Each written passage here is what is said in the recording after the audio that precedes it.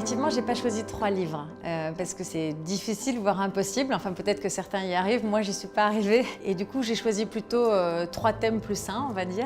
Le Répertorio, c'est un livre extraordinaire qui en fait est comme une espèce de petite bible du design des années 50 aux années 80 et qui présente en fait par année, donc par exemple là on est sur l'année 1954, les grands modèles, les grandes icônes du design de ces années-là. Il y a beaucoup de modèles comme ça qui en fait souvent ont fait l'objet de réinterprétations au cours du temps.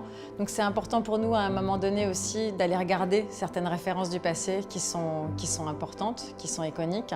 Et puis il y a des choses qui sont des nouveaux comportements, des nouvelles fonctions qui vont créer aussi des nouvelles formes. Et donc ça nous intéresse particulièrement d'avoir à la fois un regard sur ce qui s'est passé dans le passé, de savoir dans quelle histoire on s'inscrit.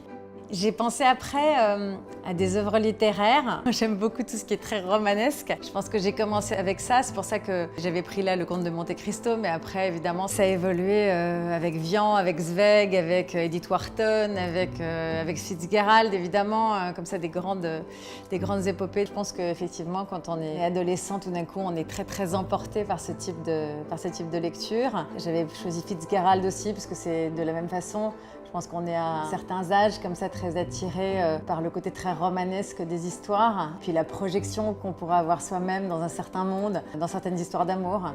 Et puis il y a un sujet aussi qui me touche beaucoup, c'est le sujet de la guerre, de la Shoah. Et il y a un livre que j'adore, qui est ce livre d'Imre Kertész qui s'appelle Être sans destin et qui raconte en fait sa vie et son univers dans un camp et sans pathos, avec une extrême pudeur. Cet auteur a été découvert assez tardivement, il a été prix Nobel de littérature. Et en fait, quand j'aime beaucoup quelqu'un, j'ai envie de ne pas m'arrêter à lire une seule chose et d'aller assez en profondeur, d'en lire une dizaine.